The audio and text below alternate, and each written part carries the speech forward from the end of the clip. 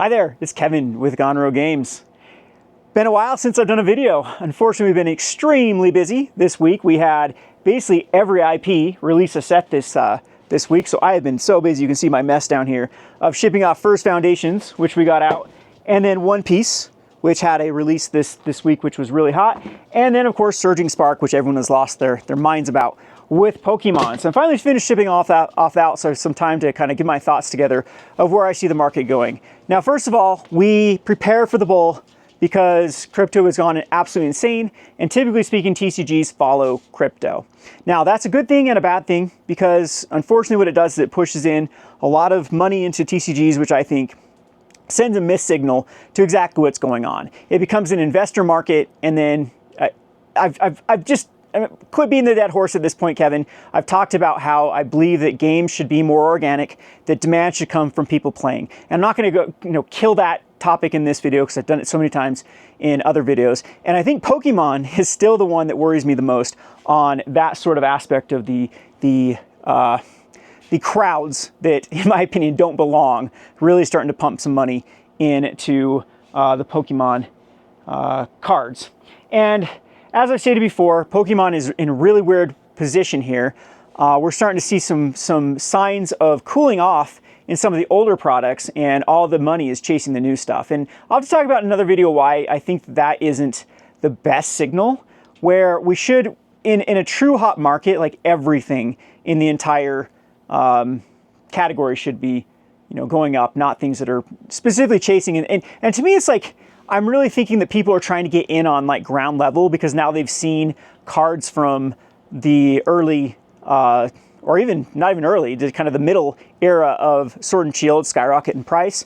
And people are just, the price memory is kicking in. They remember when packs of those particular cards were incredibly cheap. And so now no one's gonna miss out on Surging Spark and Prismatic Evolutions. So the problem is though, if everyone's doing it, I mean, the reason why some of these cards become expensive or sought after is no one was collecting them or grading them, and it was just a cool market, and so that's why they trickled up in price. And so it's a very interesting market. Like it's about to go crazy too, is what I'm saying, because now I am seeing orders go through the roof. Like I had very few people in the Scarlet and Violet era really care to pre-order because they could just get it after the set was released. In fact, you could oftentimes get it for cheaper a few weeks later after release. And so there's no point pre-ordering. If you just wanted to wait, I mean, the only reason you want to pre-order is if you wanted the cards now. And so if you wanted to save $5-10, you would just wait a couple weeks as the prices would drop down. So I still think that Pokemon does need to fix some of the supply issues of how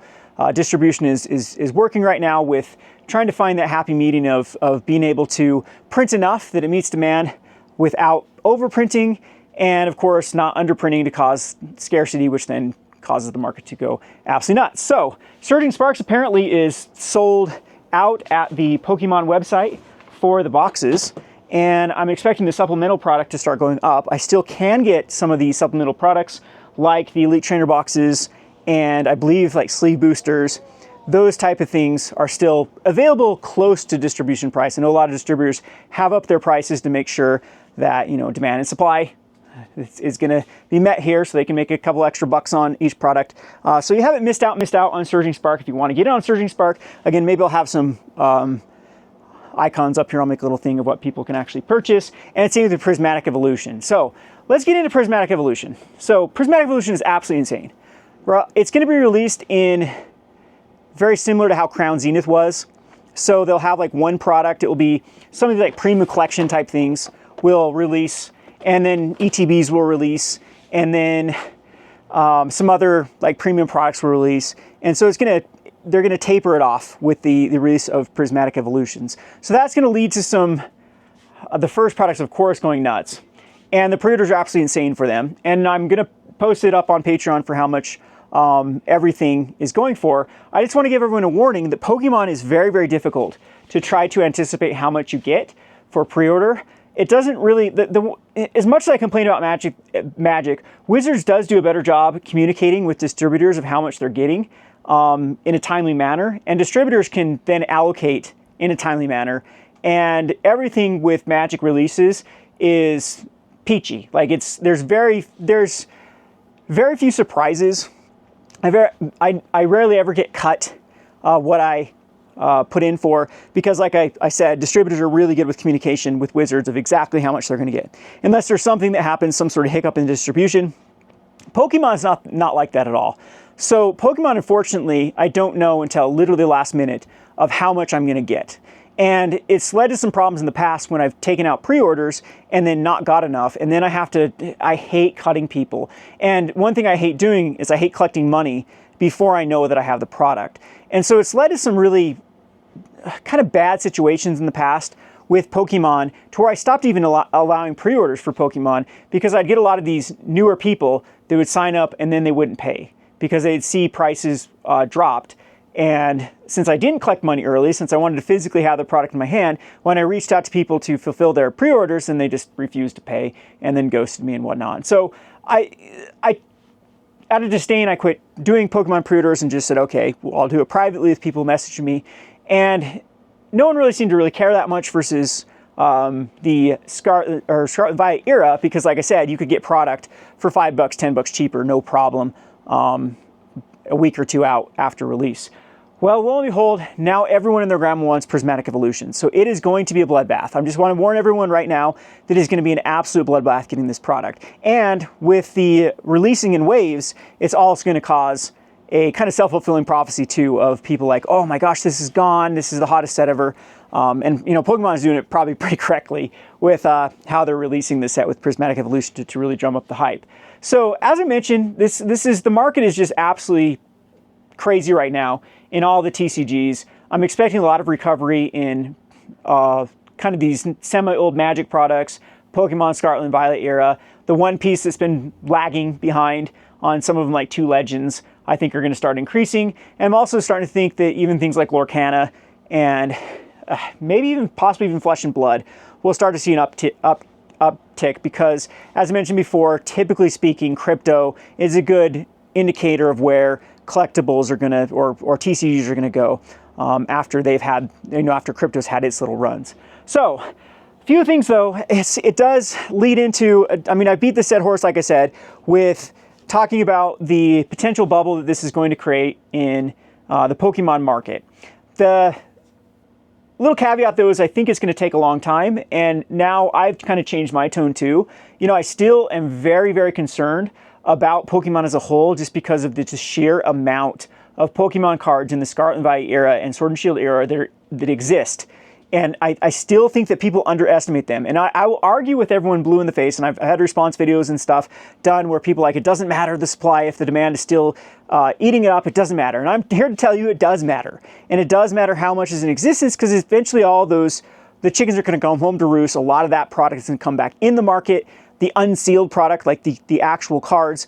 And when I'm on like TCG Player, it's crazy, like a lot of uncommons and even rares. So typically those are not desired whatsoever unless people are just finishing sets and whatnot. I'm seeing like TCG Player quantities in like the tens of thousands, like 40,000 copies of a particular, and it just blows my mind of not just how much Pokemon product is in existence, like how much is out there, how much was opened, and how much has been put on the secondary market just through TCG Player from these mass box openers or these rip and shippers that then, they try to recoup some of the cost, so they're listing all of the uncommons and rares, because they do sell. But I mean, the amount that are on there versus how much is selling, it's going to take decades, even at this rate, to even start to put a dent in that. And maybe that doesn't matter. Maybe as long as people use Pokemon like the lottery and care only about the lottery ticket cards, then they can continue to sell sealed product and packs.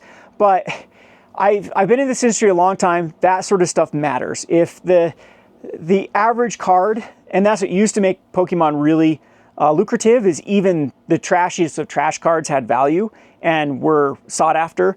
And that's where I'm really starting to see a chink in the armor with Pokemon, is that's no longer the case. And again, it just shows the sheer amount. And so I still want to beat this home every time I do these videos, that yes, I even admit we're in a crazy, crazy market where prices are going to skyrocket, that your best bet is to get in on the trend right now. But at the same time, caution is always a very, very vital thing to have. for these type of markets, because it can turn just as quickly as, I mean, the bull can turn into bear. And a market that really prints into this and really hypes into this is more susceptible than the slow and steady. And so, I don't know, I've wanted to do a video on this, and maybe one of these days I'll actually talk about kind of bubbles and draw some comparisons to some of the marks in the past, because what's that old adage? Those who do not learn from the past are condemned to repeat it. And even though a lot of this book is called Extraordinary Popular Delusions and the Madness of Crowds, and it goes over a lot of bubbles in the past with markets. And one of my favorite ones, of course, is the Dutch tulip. I talk about the Dutch tulip over and over here, and there's a lot of parallels you can draw from it, because tulip collecting was a hobby, and it was a niche hobby. It was something that only the upper class, it actually started in really the aristocrat society. There was a traveler that went to the Ottoman Empire, and they grew tulips in Turkey. And he came back some tulip bulbs and created a little garden with it.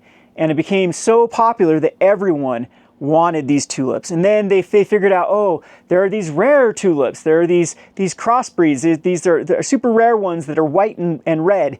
And it became like this fad in society of who could have the coolest looking tulip garden. And at the time too, I'm drawing some parallels too, that the European society at the time kind of fetishized is not the right word, but it's the same way that we Americans kind of do with Japanese culture, where, you know, anime and Pokémon and stuff is exotic. And so it's like really cool to get into Japanese culture. And so at that time, that's the same thing that they were doing in the European, in France and England and whatnot. They were really, the Ottomans were kind of mysterious, because they were sort of European, but they weren't really in European culture. And the whole mystique of the harems and the courts and the palaces and the royalty of Ottoman society was just like again, is the same kind of way we kind of view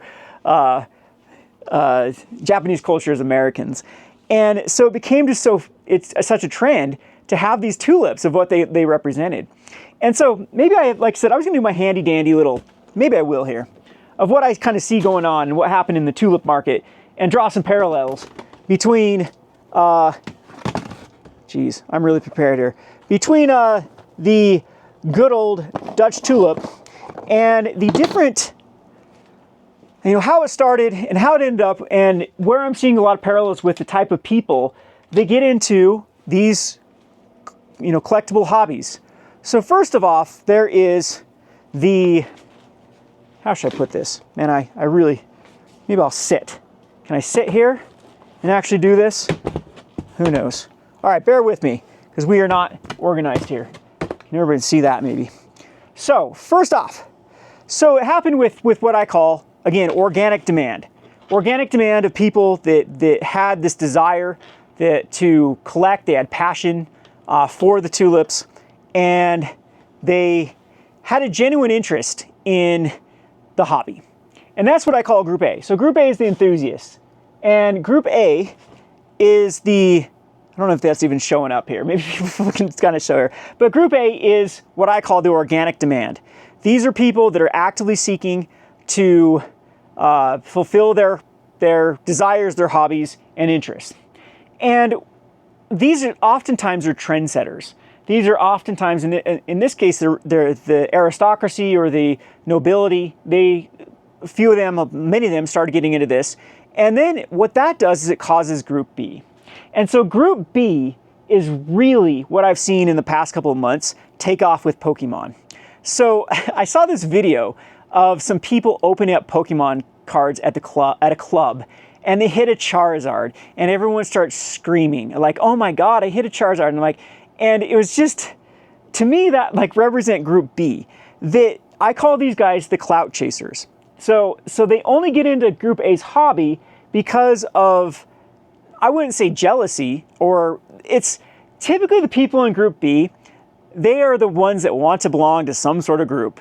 They're the normies. They're the ones that are like, oh, that want to get into whatever's trendy, not for the sake of their own desires, but because they want to be part of the in crowd.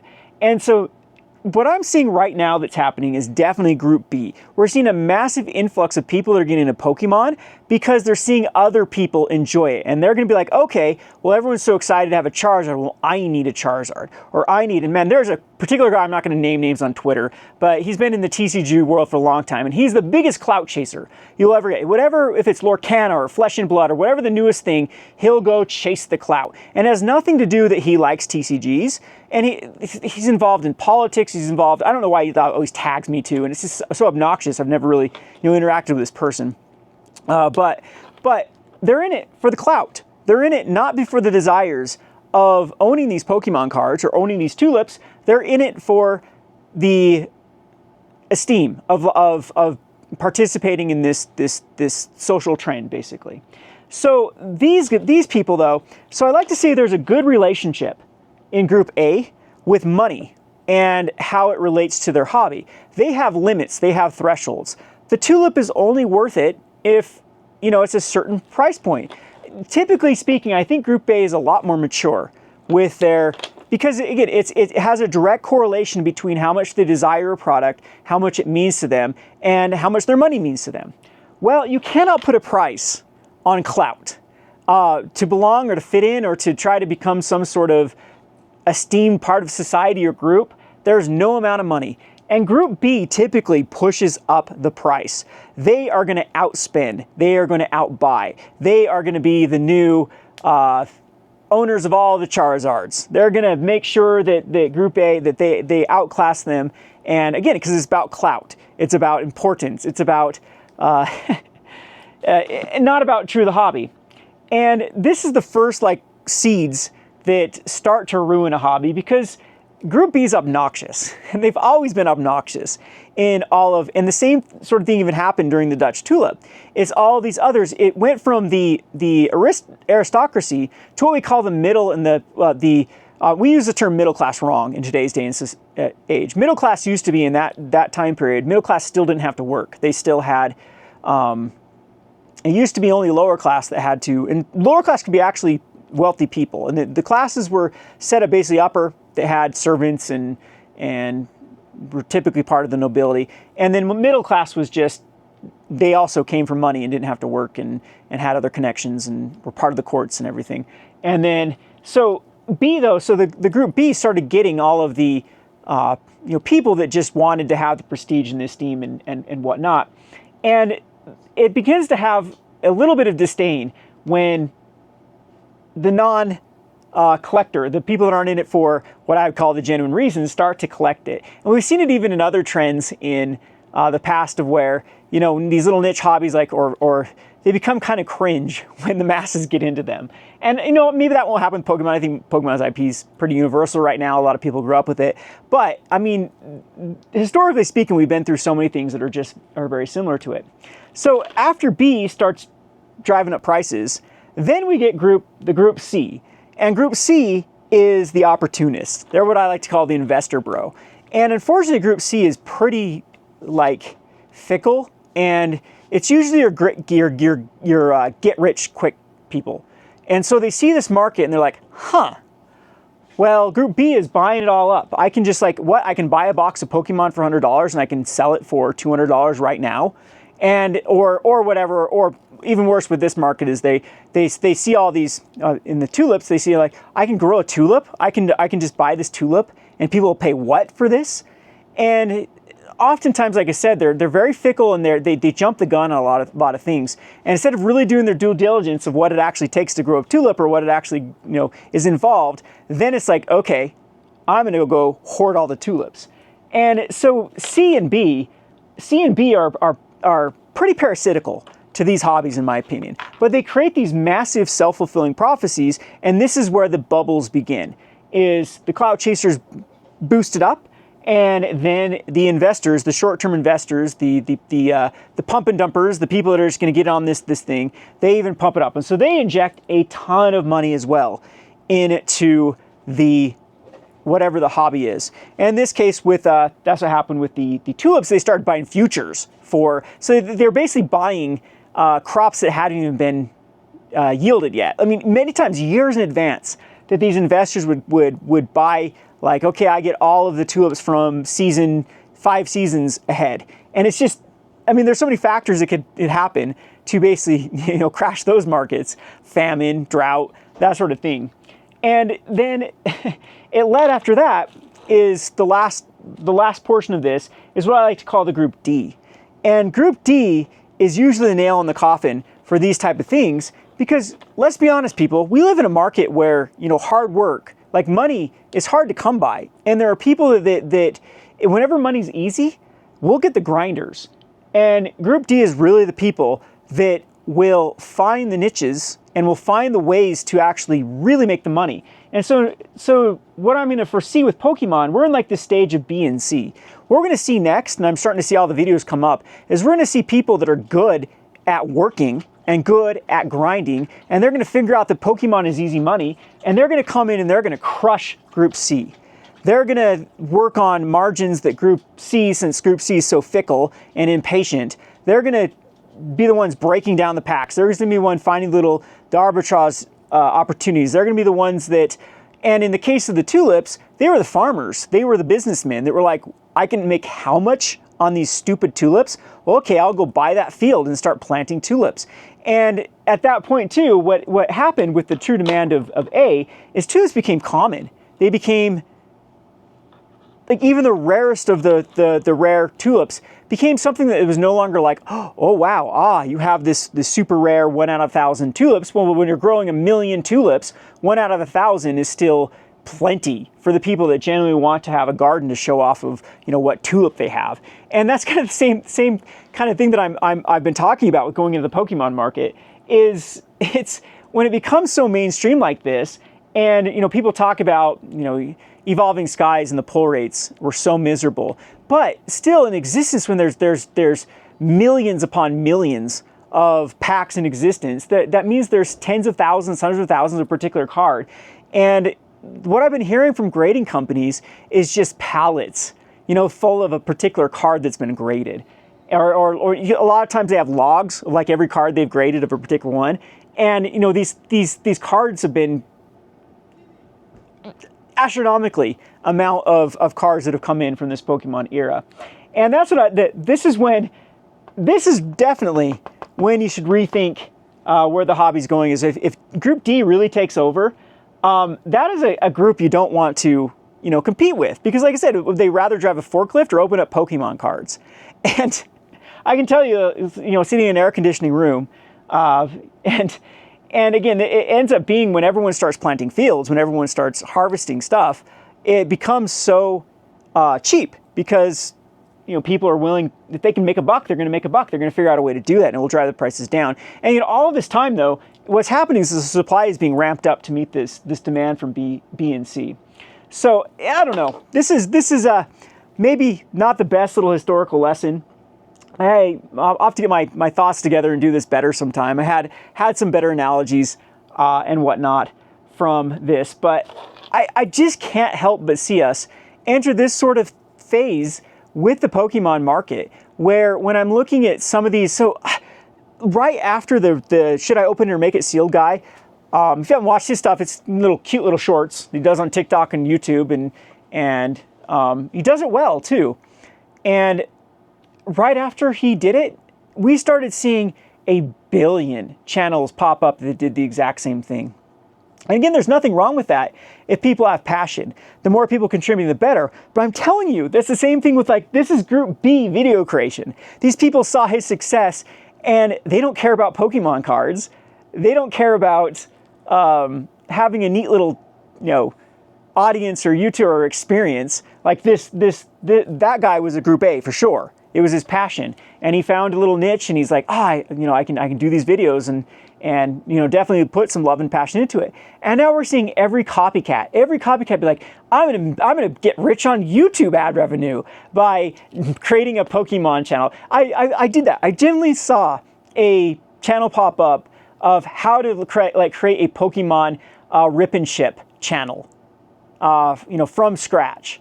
And I'm like, good God. Like, if you are rip and shipping, like if you're doing it in this day and age, like if you get on early, it usually is because you know, you like to do that. You like to engage with your audience. But now what is happening is like every clout chaser and copycat is trying to do it. And there's just the saturation of all of the above. Like I said, people opening up at clubs and having their little girlfriends scream. And like, we're to the point where it's getting hysterical. We're to the point to where it's no longer a hobby, it's pure clout, where people are chasing this trend and trying to be cool and you know, Instagramming their Pokemon pulls. And you know, people are arguing like, no, Kevin, that is demand. That's a good thing. That's going mainstream. I'll argue till I've been in this industry for too long. That stuff becomes cringe. That some stuff becomes unstomachable. That stuff is the thing that is usually the hobby killers when it becomes so mainstream that it no longer becomes special or fun or anyone's little niche. When you have to wade through, you know, billions of Pokemon channels of how to invest in Pokemon, or all these low quality channels that are like doing these rip and ships or these pack openings that obviously don't have the passion, that are just chasing the clout, it becomes very overwhelming. And that's why I always like to say, you know, go back to the basics, where, you know, true organic demand from these group A is where we want to be. And if we can sustain those markets the best, even though they're slow and steady, that's always better than the hysteria. Because the hysteria is fun. I mean, it was really fun for the Dutch tulip or all these other markets, or the comic book craze, the baseball card craze, the Beanie Baby craze. All those stuff were fun when everyone and their dog was going nuts about it. But think back to even the Beanie Babies. Think back to how cringe Funko Pops are, or like I said, Beanie Babies, or some of these Tickle Me Elmo stuff, all these like crazes that we've had in society that are just irrelevant now. And again, I'm not saying that Pokemon is going to be irrelevant, but I'm also trying to really beat it home that nothing is immune to this, that you can have the best thing in the world, and if it becomes, I mean, they're still susceptible bubbles, they're still susceptible hysteria. So, Prismatic Evolutions, I cannot help but see a lot of these factors playing in. And I'm telling you, D is coming. The D is coming, everyone. You gotta be careful for the big D. It is coming. And those people are gonna grind this industry like crazy. And that's what worries me, because it's like honestly, this is coming from a point where I want to be able to make a buck from having a game store and selling product. Like, I want healthy margins. And typically when this happens, you have all these people that are so determined, and oftentimes they don't even see the writing on the wall too. When a market does start to turn, or when it becomes so oversaturated, they stubbornly keep going and keep the grind going, and it just crushes everything. So yeah, a lot of it comes from that, where, you know, I kind of do want to have the little local game store monopoly where, you know, we're allowed to make good margins to keep lights on and stuff like that. And yeah, these things always tend to send a missed signal to manufacturers, and it never ends well. And I think this is arguments that other people bring up all the time. Well, Kevin, Pokemon always recovers. It always recovers. Well, unfortunately for a cash flow type business like brick and mortars, like local game stores, or like even simple investing, the crashes do affect.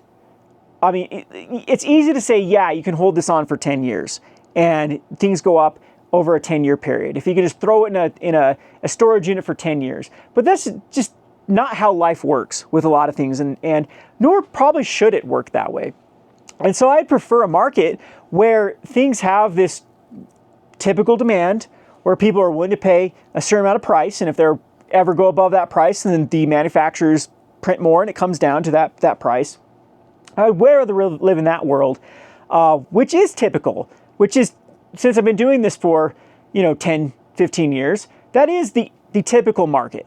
And with Pokemon, though, you see these big hysterical bubbles and crashes, and hysterical bubbles and crashes. And that's my biggest complaint while I've been doing these videos, is I just feel like here we go again.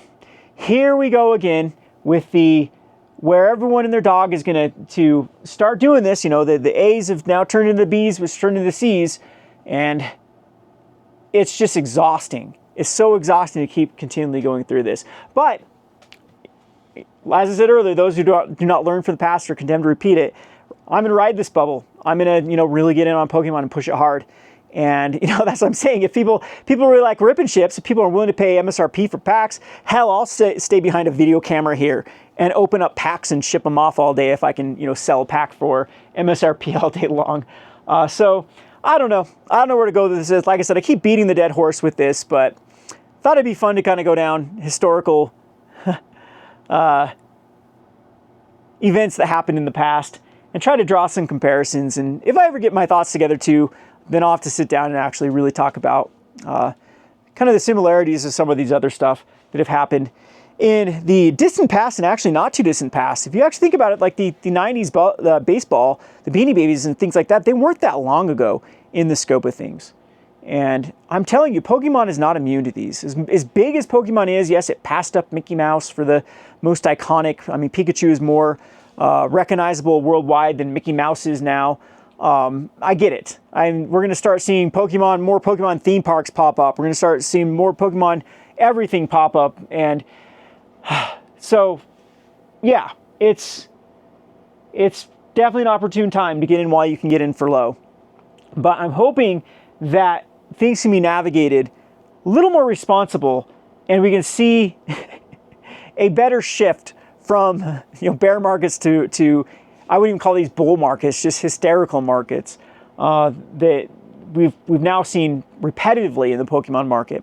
So there you have it. There's my kind of rant with it. All the Prismatic Evolutions up on Patreon if you are interested in pre-ordering.